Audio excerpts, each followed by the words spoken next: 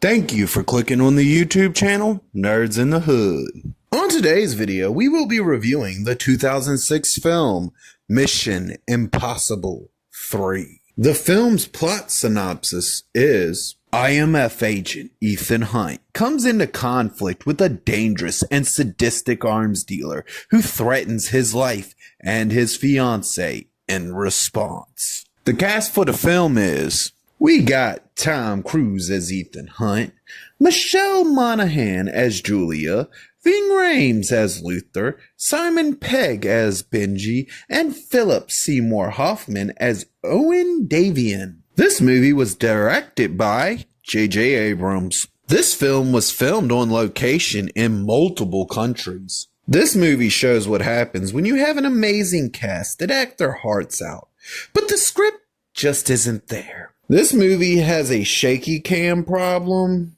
at random points in it, and that shit gets annoying as fuck. The opening theme song is a new mix of the original song, and it's not as good as the original. It still hits, but it doesn't hit on the same level as the first two movies hit, and the rest of the soundtrack is okay. This movie feels like it wants to be a Lifetime drama more than it wants to be a action spy film. The movie does a lot of questionable things in the story that really don't help the movie in any way, and makes it come off as everything is done out of convenience of progressing the plot forward, and not really telling a story. This movie is extremely predictable, to the point of almost ruining the film. The action in this film is really good and does everything it can outside of the great acting to try to carry this movie. Because if it wasn't for the action and the acting in this movie, it would just suck pure balls. But this movie does everything it can as far as action, and still somehow it gets close to the previous two films, but it never really lands where the previous two films were able to land with amazing action. This movie out the gate has Ethan Hunt in retirement mode. We're 3 movies in, we already got him in retirement mode, and we never really find out why the hell, what made him retire or what reason he retired. And the real purpose of him retiring never feels like it really serves any purpose to the story at all. I can't believe I'm actually saying this because I don't think I can actually account this happening in many other films, but somehow this movie finds a way to waste characters that it introduces in this movie, and then it never just does anything with them. It just, here they are, let's have something happen, moving on. That's it. That's all it ever is. I don't know why they did this, outside of just, hey, here's somebody new, here's somebody else new. But that's what they did for the film, and it brings the movie down a little bit. The script for this movie was okay, and I would say that it has potential, but the problem with that is it had potential before the movie was made. Now, this is what it is, this is what we got, and it's just okay. Now, one sign of a bad action movie is when it starts to drag. And somehow we managed to have that happen a couple times in this movie, where it gets to the point where it feels like it's taken forever to get to the next thing. Yet again, the spy tech is actually cool, but there's nothing new really introduced here.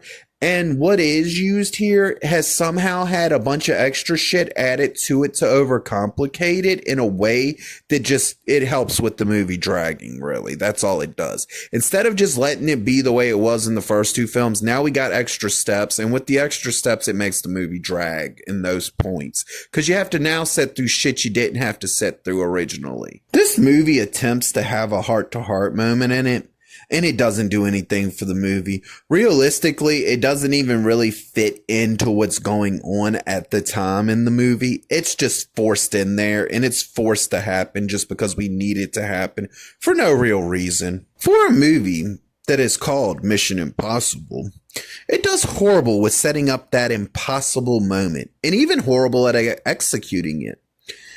You don't ever feel like there really are any impossible moments. And the one moment in the movie that it tries to set up as being the impossible thing, when you see the execution, it feels like it was never impossible because the execution happens completely too smoothly without nothing going wrong at all.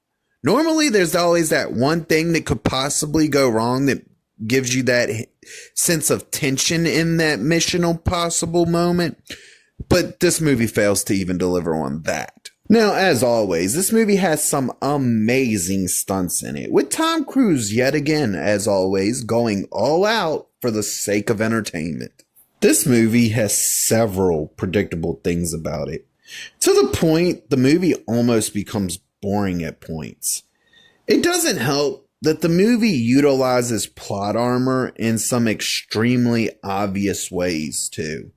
And to top it all off, they even reuse some things that were done in the previous two films. This movie has a moment in it where there's something happening off screen that you really want to see because it involves Ethan Hunt, and you always want to see what Ethan Hunt's doing. But this movie would rather show you the people that helped Ethan Hunt accomplish what he was doing, sit in a car and talk to each other, instead of showing you what he's doing inside of the building that he's in. And I don't know why you would do this. Clearly, the more interesting thing's going to be what Ethan Hunt's doing, not them sitting in the car. So I don't know why the hell they even thought to do this in this film. It was just one of them things that bugged the living shit out of me when they do it. For the first half of this movie, you're presented with a revenge film, with a revenge story. And then about halfway through the movie, it just completely flips script and becomes a rescue mission. And it just happens out of nowhere. Like the movie just somehow just magically shifts gears into a whole nother type of film. I don't know why the fuck they would do this. It's stupid. I've seen movies execute this very, very well. And it's the thing where you start at a specific point later in the film to set up your story. And then you jump back to the beginning of the movie and tell your story that builds up to that point and sometimes even goes past that point. But the point is, I've seen this amazingly done. I really have. In a few films.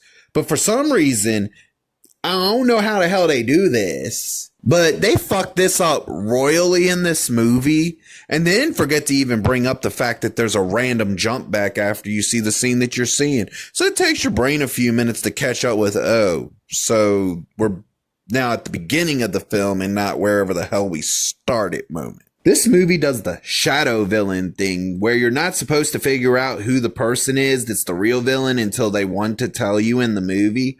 And the problem with that is you can guess who the bad guy is with barely any information and knowing that the person you're told is the bad guy. Because it's common sense that if you're told by a spy, this is possibly the bad guy, it's normally the other guy. Well, this movie does that. And it fails at doing this. And then once we finally find out who the villain is, once they finally give you the reveal that you knew about, 30 minutes into the fucking movie, you kind of sit there and wonder why he's doing what he's doing. And then the movie completely forgets to tell you why he's doing what he's doing. Normally, tense moments and building up tension in a spy movie can be a good thing. But somehow this movie, even though it attempts it several times, never figures out exactly how to do that thing. The third act of this film is good, but it lacks a good story and a good wrap-up. I'm going to tell you now, this is not my favorite Mission Impossible film.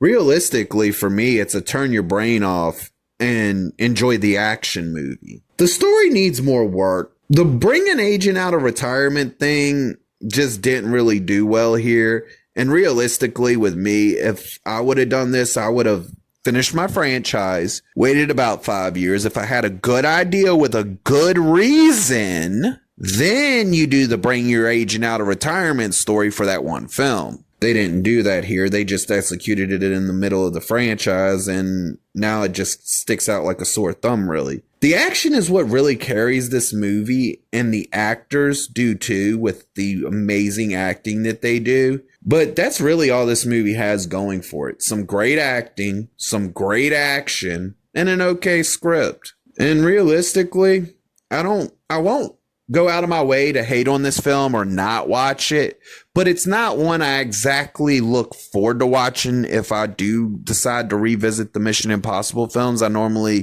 That's still kind of the one I'm like, yeah, I could give a shit less about this one. I'm gonna watch it because it's here, but it doesn't really do anything for me. And that's not to say that it's a bad film, because it's not. I do like things about it, quite a few things about it. But there's also quite a few things that I don't like about it. And that's how it receives the score. This film receives the rating of, at least I'm not bored. If you liked the video, please click the thumbs up. If you disagree or agree with me, please leave a comment. And if you really want to see more of me, please hit that subscribe button.